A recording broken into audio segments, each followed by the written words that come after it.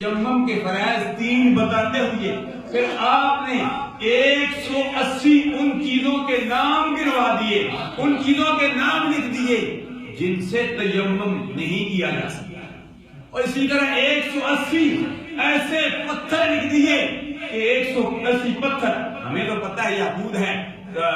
ہے، فیروزہ ہے یا عقیق ہے یا دودیا ہے، چند پتھروں کے نام آتے ہیں، ہیرا ہے،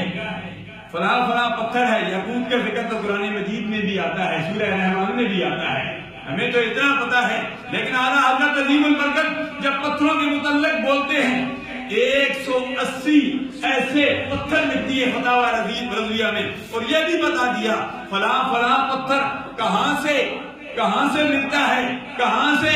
اس کی ایجاد ہوئی ہے، ساری تفصیل بتا دی۔ جب گندک کے متعلق بولتے ہیں فرماتے ہیں گندک نر ہے یا کہ مادہ ہے، یہ بھی بتا دیتے ہیں۔ جب پانی کے متعلق بولتے ہیں کہ پانی کس رنگ کا ہے، یا سفید ہے یا کہ سیاہ ہے، پانی کے رنگ کون سا ہے، اس پر جب تفصیل لکھتے ہیں انسان حیران رہ جاتا ہے۔ اور پھر آپ شعاؤں کے متعلق جن زاویوں سے شعائیں اوپر جاتی ہیں ان زاویوں سے نیچے واپس لوٹتی ہیں، اس پر ہم جب تحقیق کرتے ہیں تو انسان حیران رہ جاتا ہے۔ یعنی چھوٹے چھوٹے مسائل پر آپ نے ہزاروں صفات پر مشتمل مختصر سے برتنے 33 جلدوں میں فتاوی رضویہ کو ان کو پیش کر دیا۔ سبحان اللہ، اللہ اکبر، یا رسول اللہ۔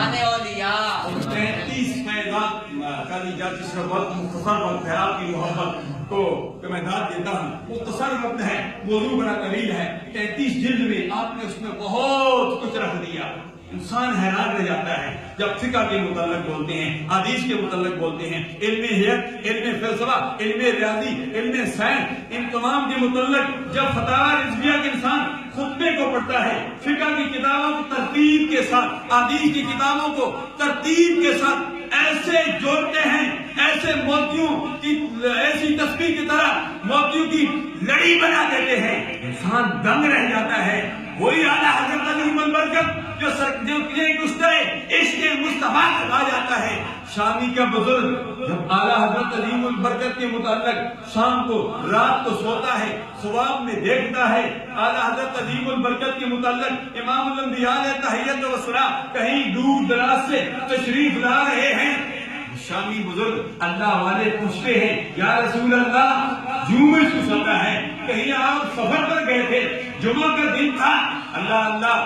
امام الانبیاء علیہ تحیت و ثناء نے فرمایا ہند میں احمد رضا کا مثال ہو گیا تھا، میں وہاں گیا۔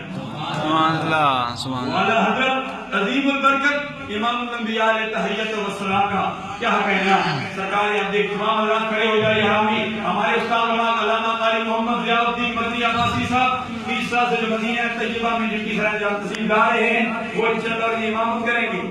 نعرہ تکبیر، نعرہ رسالہ، یا رسول اللہ، نعرہ تحقیق۔